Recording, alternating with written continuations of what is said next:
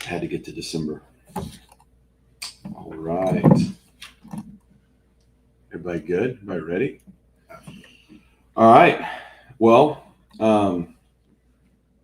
signing day, December. We're not practicing this week, so it had a little different feel than it has the last couple, but a historic day for SMU football. I think it really validates the long-term vision we have, why we made the move to the ACC, just for a really unique day today where it's the best class we've ever signed in school history here, probably by a long shot. So followed up by last year, which at the time was probably the best class we've ever signed here. So really thankful to our administration for their support.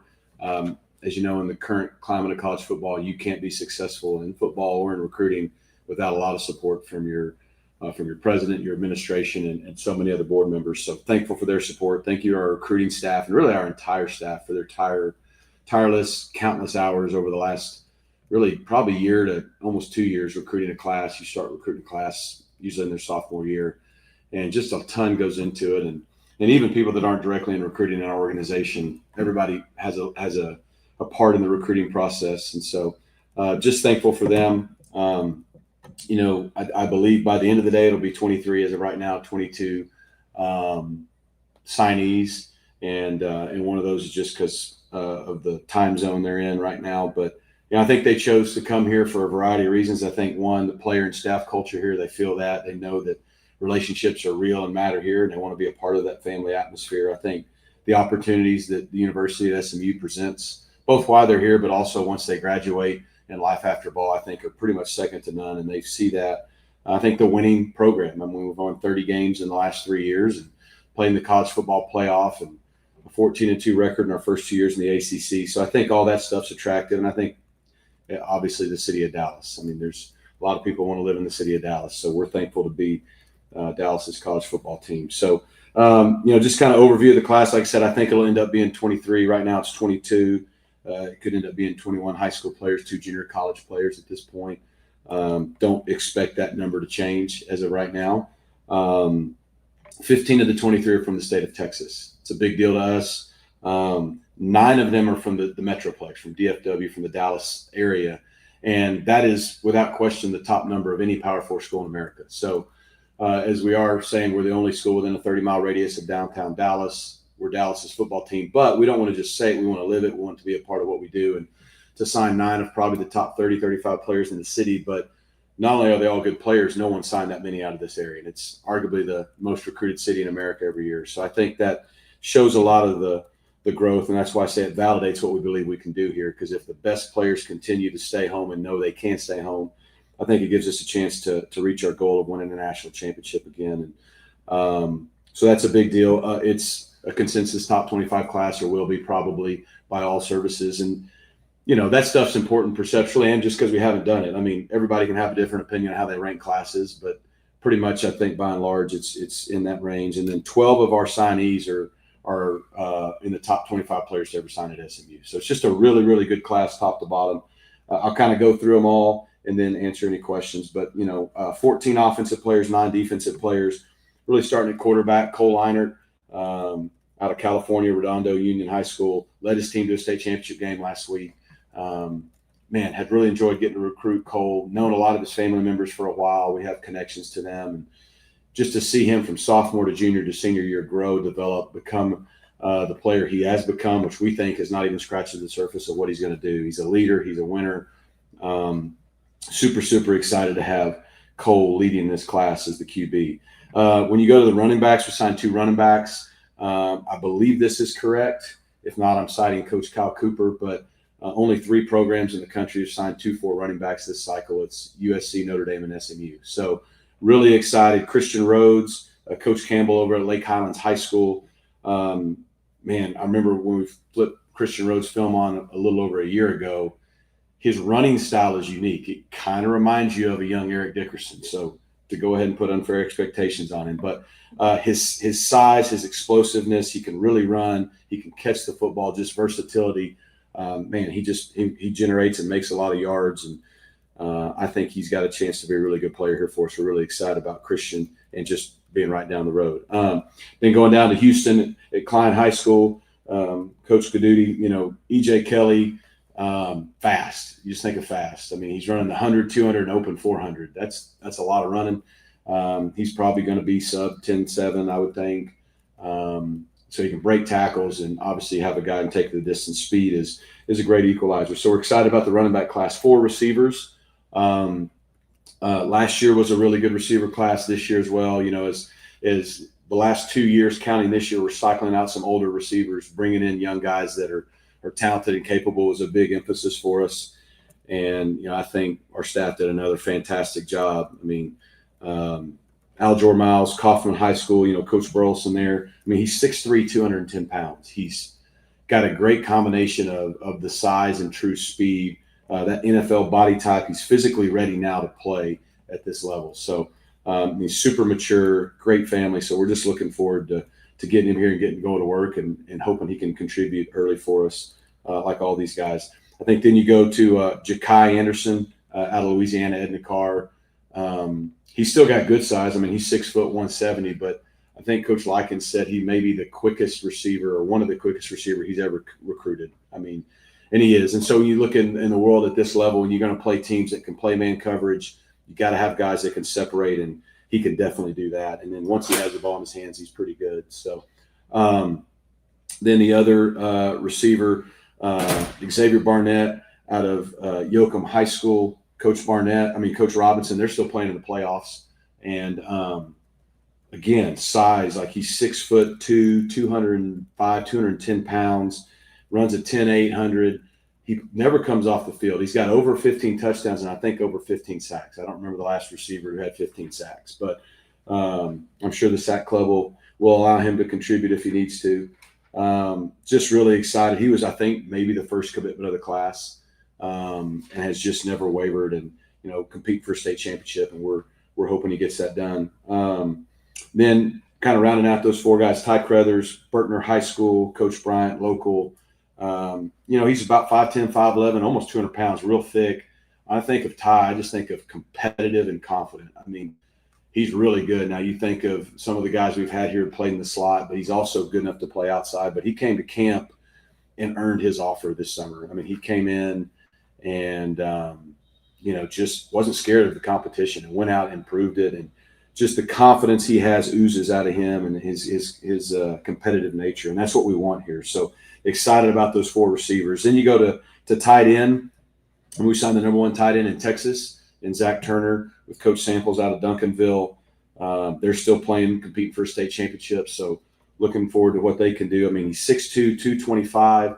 When you start thinking about pass catcher, you got to think when R.J. Maryland was a freshman and came in here and the instant impact he had. I think Zach has that ability, and his body's only going to get bigger and stronger once you get in the college weight program. But you start talking about a matchup problem at the tight end position, on linebackers, on safeties, even on smaller corners. I think Zach has all of those things that we've had with some of our guys like RJ in the past. And I think the physicality, though, he brings. I mean, he's 225. He plays like he's about 240 and super confident. And so a really big weapon for us at a time, especially when we're graduating guys like Matt and RJ and others. And then the other tight end, Andre Nickerson out of Inglewood. Andre's a bigger physical. I mean, he's 6'3.5", probably pushing 6'4", 225. He's a two-sport guy. I talked to him the other night. He's playing basketball. And you love guys that play multiple sports right when football ends, but he can also catch. So you start thinking in the mold of a Matt Hibner who can kind of do it all. So we feel like, we're losing 2 really talented tight ends, and you feel like you're bringing in some young guys that fit what we do and what has done here and have a really, really high ceiling. So we're excited about that tight end class. And then to finish out the offense, 5 offensive linemen. Right now it's 4, but we expect it to be 5. And I'm not so sure. It might not be the best O-line class in the country. I'll let all you guys judge that, figure that out. But, it's going to – if it ends up being 5 guys that are all – I think 2 or 3 of them are in the ESPN 300. They're all 4 stars. One's a 3 or 4 star, and he's probably the one you'd want to fight the least. So, starting with Drew Evers and Coach Basil there at Flower Mound High School, and he's 6'4", 300. I just think of versatility and athleticism when I think of Drew. Super, super competitive. He could play all 5 positions, and so you think of guys we've had here like PJ Williams and Jalen Thomas. I think he's going to be in that mold in terms of the versatility. Don't tell those two he's probably more athletic than both of them, but keep that a secret from PJ.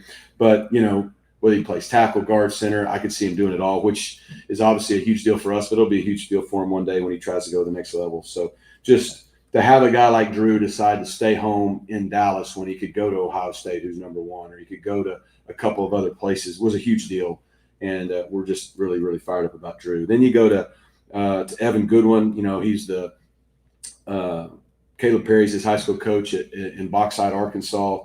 Does a fantastic job. Evan's 6'7" and a quarter, 330, and he looks like he's 260 because the 330, he just wears it so well. You start talking about an NFL body for an offensive tackle, that's Evan. He won offensive lineman. He was the best lineman in the state of Arkansas, won the Really Rofe Award, and but chose to come to Dallas and be a Mustang. And so super, super excited about Evan. Then you got Max Wright, just jumped on board a few weeks ago, but we've been recruiting him for a year. Coach Nally at Melissa High School, they're still competing for a state championship. And again, 6'7", 300. It's been a while, maybe if ever, I don't know, but definitely when we've been here that we start having the 6'5", 6'6", 6'7" prototypical tackles in terms of their wingspan and their size. And so, just excited that he wanted to come here and get developed by Coach Justice and stay close to home here in Dallas and compete for championships. And I think he's got a really, really high upside. And then rounding out the guys that have signed that I can talk about so far is Papunga Katoa out of Euless Trinity, Coach Lineweaver. Toa is 6'4", 340, and again, looks probably like he's 305. And he is just a people mover. I mean, it's just long. He's a prototypical guard. When you look at the class, you got guys like Max and Evan who are tackles. You got guys like Toa, who's a guard. You got guys like Drew, who are versatile. But Toa's a guard from day one. He'll be a guard. He'll always be a guard. And, he's got the size, the strength, the maturity to help us really early as well, like a lot of these guys do. And I just think, I think a lot of these guys have this, and that's why we were attracted to him, the leadership quality. But Toa's a guy, man, you see future team captain, those kind of things, and really a lot of these guys. So that's the 14 guys we signed on offense. Super excited about. I think De'Eric King and Kyle Cooper and Rob Likens and Casey Woods and Garen Justice, and not only them on the offensive side, but we got guys like Ryan Jenkins and Tyler Foster and Reggie Bain and Parker Stone, Sam Holder. All those guys just do a fantastic job team recruiting, and just we're really fired up about the offensive unit that we're bringing in. Defensively, kind of switching gears.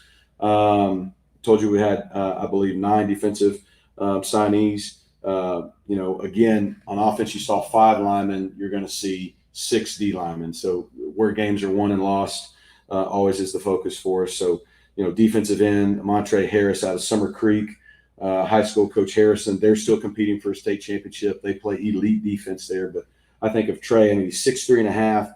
He's 220, super athletic, super ability to bend off the edge, which is what you want. He has the length and the motor and the physicality, and comes from the kind of program to help us early. But once that frame fills out, he's 220 now, and he looks like he's 190 and playing wideout. So he's going to put on the weight and be a really explosive edge for us, and really fired up about him. And again, he's still competing for a state title. Then staying in the high school realm, you got Hudson Woods there at Smithson Valley with Coach Hill.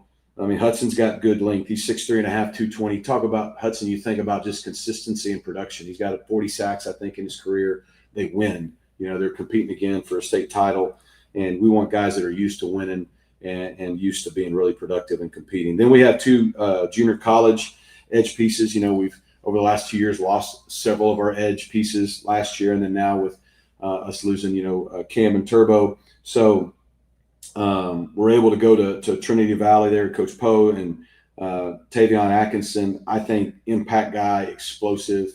When you think of what Elijah Roberts did for us at edge when he came in 2 years ago, TA has that. He's 6'4", 275. And so he's going to have that weight that E-Rob had on the edge to be able to play field in, but he has the explosiveness maybe that we haven't had of anybody to also not only play field in. I bet he could play the boundary as well. But just start talking about guys who can get after the passer, but also physical enough to stop the run. And again, coming from a junior college where he had 15 sacks, the ability to to plug and play right away and help us with some of the losses we have is a big deal. And then David Chukwuemeka out of East LA, 6'7.5", almost 280. And we measured him within the last week, so that's legit. Hasn't played a lot of football. Was a basketball player like so many young men from that come over from Nigeria. But he is he's physical. You watch his film; he's physical. He doesn't play like a guy who's only played a little bit of football. And so that kind of size, that explosiveness, that physicality, and he's super smart. And I think he's going to help us right away. But he's got multiple years. Both those guys do. So that's a big deal for us. And then probably the best two high school defensive tackles we've signed by far, I think, since I know any of my time here. But, you got Coach Orr, Mesquite Poteet, and Keith Doty. Keith is 6'3.5", 6'4", 320, and he's just kind of like an anchor in terms of his size, which you need at nose. But he's, Coach Tibbs calls him a dancing bear. He's super light on his feet. And so guy with that kind of size, he has the size to play early. He has the athleticism. And so we're looking forward to him getting in here and getting to work and learning what we do. And then you got Dakota Dixon at Monte Vista High School in California, 6'4", 320, super athletic, super high upside and high ceiling for the athleticism he has with that kind of size. Great family. I mean, mom's a DA out there in Oakland. Dad played football with Coach Natty in college. So this, we love the character of them. He's a lot of fun. You guys are going to enjoy interviewing him at some point. But those two guys together is kind of the standard of what we need every year out of our high school D linemen and especially the interior guys. And we're excited to get to bring those guys in and start that trend. And then kind of finishing it out at linebacker, so some really good linebackers. Coach Walsh at San Marcos, Isaiah Young, and he's a little over 6 foot, 210. I think explosive, fast off the edge. He's a great blitzer, pass rusher that I think when he gets here and develops can really learn to play the position at a high level. But you love guys who can hit and run, and he can hit and run. And then Kenneth Goodwin at Miami Edison. He's kind of moved around a little bit from California to Vegas to Miami and back in Vegas training, but almost 6'2", 215, loves football, high football IQ, wants to be great, wants to be coached. He can really run, super explosive and what we call twitchy, just can really move, change direction, and bend. So you got two guys that have the size and the speed and athleticism to play linebacker in our defense. And then rounded out on the back end, Ryan Gilbert at North Forney High School, we call him Deuce. Coach Shavers is coach, and 5'11", 180. That's good size for a corner who can really run. To us, he's explosive. He's a playmaker. He's got that leadership too that you want to have. So I just feel really good about him coming in as a corner. So you talk about those 22 guys as of now. Expect to be 23 with 2 junior college players, and we just couldn't be happier really with the class. And a lot of work goes into it. Like I said, from our staff to our administration, our board members, our donors, everyone who helps us compete at the level we have to. And like I said, I just think it's a historic day. It validates why we made the move, why we're here, and why we feel really good about our long-term trajectory. So, questions? You mentioned the O-lineman in this class. Just what have you seen from the work Darren has put in to bring in a class like that? And what is it about him, do you think, that makes players want to come play with him so much? It's a great question. I think, one, he's really relatable. He's the same guy every day. He's a relational coach, which most of our coaches are. But a lot of times at O-line, there's a stereotype maybe, and he's a relational guy that guys get to know. They know he cares about them, and then he's a teacher. And guys at that position have to be developed. Transfers are one thing, and you transfer every position, but the data is going to tell you that O-line and D-line are maybe a little better out of high school long term than it is in the portal so far in this early 4 or 5 years of the portal world. And so for you to have a foundation of a team, you've got to have O and D-line be the foundation from high school, and then maybe bring in some transfers. But it's just hard to do that every year. And so I think we've made that an emphasis in the last 2 classes. You got guys like Draymond and Abel and Drew from the last class that we're really excited about, then followed up with this. That gives us a great foundation. But I just think it goes back to Garen's relatable. He's all about relationships. He's all about development and teaching. And I think guys appreciate that because they know they got to come in and they got to develop physically in the weight room and all that. But O-line's a very physical and technical position. and you got to have both. And they see a guy that's going to care about him, have a relationship, and coach him, and not just yell and scream at him. When they don't do things right, he's going to tell them what they didn't do right and how to fix it and work on those things. And I think that's why we've had guys get better and guys stay here, and then guys want to come here. And I'll say this, it's kind of like everything we're doing with our football program. We're trying to cast a vision, right? And we cast the vision last February to these guys that we wanted to sign the top O-line class in America. And we felt like we could because of a lot of guys like Drew and Toa and Max and others from the Metroplex, and then knowing that there's an Evan or some other guys out there that maybe we could add to it. And enough guys bought into the vision that, arguably it's one of those best classes. So the wide receiver class kind of similar in terms of just all different body types and fits and big recruiting battle wins. Just what was impressive about that class, and then also saw Ty's camp. What was it that stood out about him at camp that really? Yeah, just the class as a whole, and to get 3 or 4 wide receivers to come play together is not always easy, and to pretty much do it back-to-back years. I mean, we feel like all 4 guys that are on our campus right now, and Coop and CB and Zay and Dalen, like we feel great about all of them, and got to see what Jay Coop could do at times this year. You saw Dalen late in the year on teams. Obviously, Zay got hurt. He actually just got cleared, by the way. So we're excited about those guys going into year 2. And then to follow up with these 4, like that's what gives you hope that you can have a good 2 deep of guys that you can just roll and play. And they all bought into it. So I think, from Rob and Ryan Jenkins do a fantastic job together, as does the rest of our staff, but just developing those relationships. And it's the right kind of kid that fits us. I mean, I think of Aljor Miles over at Kaufman. I mean, he is definitely a kid that fits SMU in Dallas. And he's 6'2 plus, he's 200 something pounds, runs a 10.8. Like, it's really good. And so, I mean, but you're going to look and go, is that Cortland Sutton, when he walks in, because he's just that big. And to your point, different body type. I mean, then you go Xavier Barnett, who's just a freak athlete. Like, he could probably play 5 positions. He's playing defensive end with 15 sacks. But so the versatility those big, explosive, fast guys can give you. And then you go to guys like Ja'Kai and Ty, who are just super quick. And Ja'Kai can do it all. He can play outside, he can play inside, he can run with the ball, but the cat-like quickness to get open. We've seen guys this year that give us trouble that are that quick. And to your point, beating someone like LSU on it, same thing with Aljor and OU and some others. You talk about the recruiting wins. I mean, everybody has them, but it's a big deal for us at the point of our program. And then Ty at camp, I mean, he can ball. I mean, what stood out is he's really good. But he could play outside, he could play inside. And he was that guy who, like, he was just going to go show you and go earn it. Like, we felt like he was good enough when he came to camp. Like, we were aware of him. We watched him. We're like, we like this kid. We had already offered him before, but then he came to camp. And a lot of guys that have come in, they don't work out. And not him. He's like, I'm going. And I'm going against him. And he'd run right back and jump back to the front of the line and go, I want to go against him, and run right back. But he didn't just do it. Like, he backed it up and made plays and made catches. So to see it firsthand was impressive, but who he was probably more impressive than any of it. Like, a tough, competitive winner. People think what Roderick Daniels was to our team last year, that you see that in him. And so that's what stood out. You mentioned last year's class was record-breaking. Now this one is too. How encouraging is it seeing these types of classes stacked together now a couple of years into the Power Four? It's really encouraging. I mean, it's, again, painting the bigger vision of what we want to build. We're still in the building phases, even though, like I said, we won 30 games in 3 years. Things are going well in the process, and a lot of it is why these guys are choosing to come. But if we want to sustain it and build it for the long haul, which we do, you've got to have back-to-back type classes. And we're in Dallas. We're in the ACC.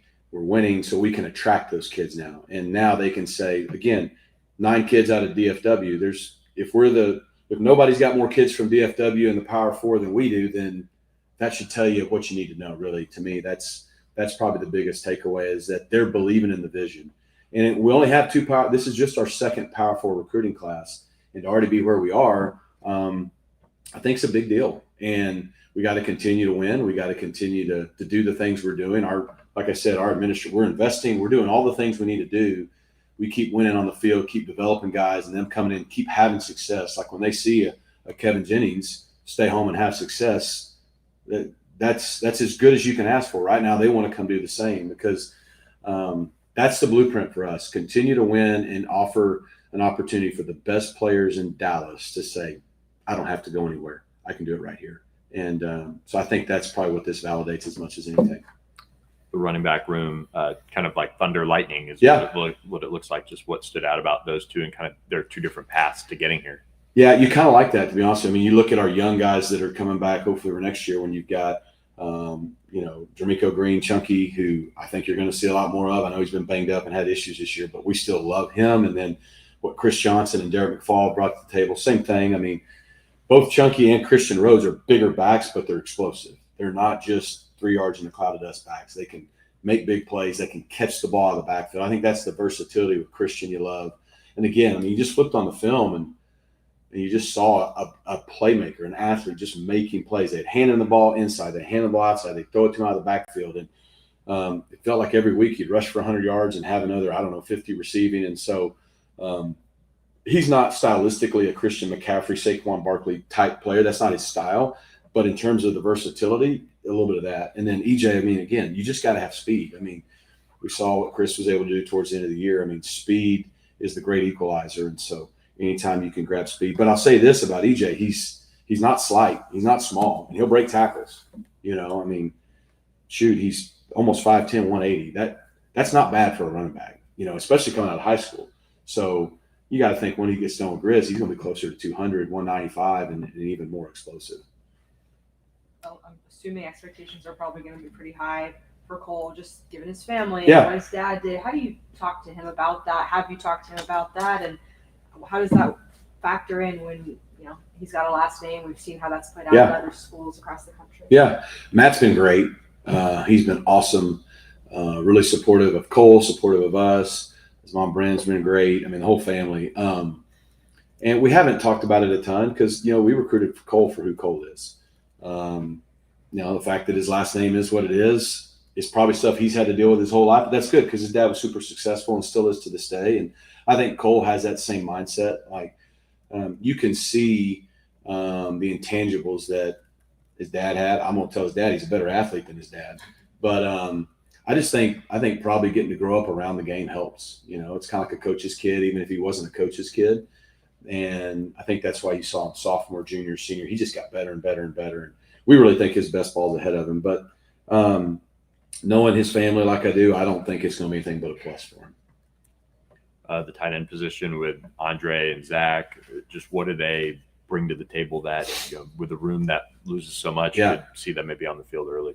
Yeah, I think, they both fit who we are and what we want to be at the tight end position. And so, we need guys who can be really versatile, live in both the run game and the passing game. And so that's when I look at a guy like Andre, you see, the value Matt Hibner, not only is Matt Hibner a great player, but the value he's brought because he can block off the ball, block on the ball, block in space, catch the ball, run vertically. He can do all those things, be a great special teams player. Andre has that athleticism, will have that body type once he gets here and develops. And so, but he's also a threat to catch the ball and score and make yards. Like, a lot of guys either have a tight end, he's a blocker, or he's a pass catcher. You really can't do both.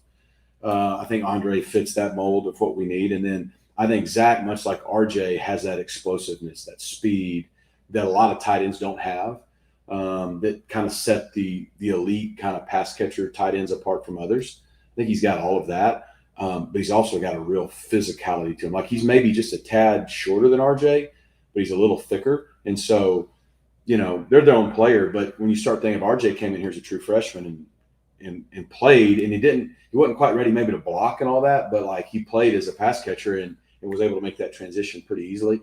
I'd say the only difference too is RJ played predominantly receiver in high school. Zach has obviously flexed out and done that the way they've used him at Duncanville, but he's also gotten in there and mixed it up and done a lot of things that tight end does. And so I just think more than anything, they complement each other. Like you could put them on the field at the same time together and feel good about it, like we were able to do Matt and RJ at times. So that's good. But they both have that versatility we're looking for. When you're recruiting guys like Zach, you mentioned, Texas high school football playoffs are obviously going on. Duncanville still in the Smithson Valley. When these guys transition, how important is that you see in the fit and them coming into a competitive environment like here? Yeah, it's huge. We want winners. Right. We want guys that win, that expect to win, that are used to winning, that know how to win, because winning's a habit.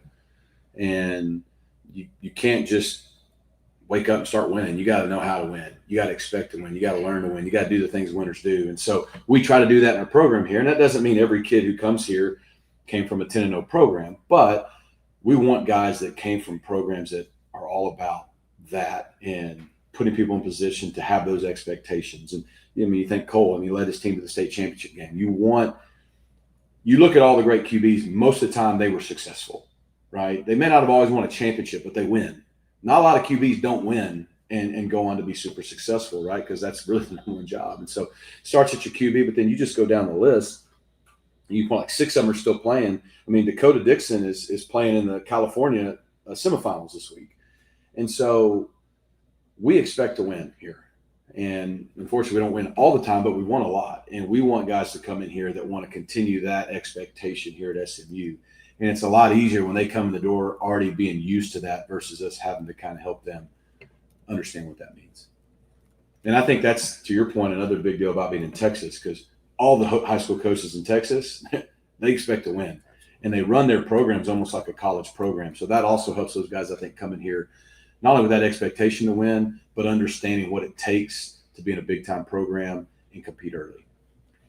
With 2 years under your belt in the ACC, I know you had a lot of experience at Power 4 level before getting back here, but the league and how you've seen so much over the last couple of years, has that changed how you look at high school prospects or evals or what you prioritize or any of that? That's a good question. I don't know. Probably because I'd been in the league and had enough experience. I don't know if it's changed how we were from 2 years ago to now. I do think, obviously, just being in the league has opened up a different level of recruiting for us. We're back on the big stage of college football in terms of recruiting. And obviously the success we've had has really helped speed up the process. Had we not, won 30 games in the last 3 years and made the playoff and done all those things, I don't know. I think we'd have a good class, but who knows? People are attracted to winning. And so that's helped. I still think you've got to do both in this climate of college football. And when I say both, I mean high school and or transfer world. But we're fortunate to be in Dallas, and every job's different. And at this job in the ACC, in the Power 4 conference, really, we can recruit good enough high school players to let that be our base and then go out and supplement the needs we need each year to make that team ready. Because you may have some guys leave early for the draft. You may have some guys leave. You may have some guys that we think are going to be a good player, but maybe they're 1 year away from their development. And to maximize next year's team, we got to go get this, this, and this. We're gonna still be active and get transfers in January this year. And I don't know the number off the top of my head. You probably would. Like our last 3 years, it's been 20 or more, I think, transfers. I think last year was the first year we had more high school than transfers, but it was still 20 transfers, right? I don't see us bringing 20 transfers in this year. Somewhere between 8 to 12, maybe. I don't really know exactly, but that's because we've been able to recruit like this. So I don't know if being in the ACC has made us more or less. I think it's we feel very confident that the Dallas high school kids and the state of Texas high school kids can translate well and compete in that league. And that's just a benefit for where we are for us. When you look at the offensive line class, just the size, was that just a big priority to get out of the high school ranks, guys that in theory could play early because of that? Yeah, from a football sense, I've always had some coaches of mine that I learned a lot from tell me big people beat up little people. And it's true. And so, when you go down the list and 6'4", 300 and 6'4", 340 and 6'7", 300 and 6'7.5", 330. And there's one number I can't read yet, but it's, 6'4", 6'5", 6'6", 330. And so they're not coming in at 260, 270. I think of a Marcus Bryant who had a good career here. When we were recruiting him, he was like 240. He had to grow into that, right? Now we don't have to do that as much because of the caliber of player we can get. They're already at 300 now. The way their body fills out and the muscle and all that will still develop in strength and all those things, but they already have the size that is needed to play at this level. And I think over the last 3 years, I even think our last year in the American was the first year we started making our O&D lines look like they needed to. I remember we went to Oklahoma and played, and we just said, well, we at least look like we belong out here. You know what I mean? And each year it's gotten a little bit better. When your high school kids have that kind of size, then I think that's when, you got a chance to sustain it the way we want to. Yes, sir. Yeah, Bill Armstrong with Horse and Hound. I see a lot of thoroughbreds and a lot of dogs. This is really exciting. You mentioned that you have the most kids from the DFW area before. Who would you consider to be competing with us in the Dallas Metroplex? Yeah, that's a great question. I would say Texas A&M, LSU and Oklahoma come in here. Notre Dame comes in here some, so you're thinking those national programs, national brands is who we have to compete. I mean, I just looked down the list. It was OU, it was A&M, it was Texas, it was Notre Dame and LSU for a majority of these Metroplex kids, but we have the benefit of being the home team. And if we can continue to win, that's a huge advantage for us. Anything else? Chris, you got anything? I'm just excited. Oh, well, I'm excited. You're excited. You never told me if I could drink from Santa's Coke, but all right. Appreciate you. Sportsmo lets you make a more direct impact on the game because it lets you, the fans, fund your favorite college football teams in a straightforward way. In a you win and I'll give way. In a I need you to show me your running game is alive and then I'll donate way. These real-time tax-deductible microfunds lead to impact your team can feel. Every cent you send mixes with every drop of sweat they put in. Form your squad. Boost your friends when a play comes through. A new way to follow the game. And cha-ching, your favorite team. So what do you say, difference makers? Ready to power the play? Sportsmo. Download today. Let's smo.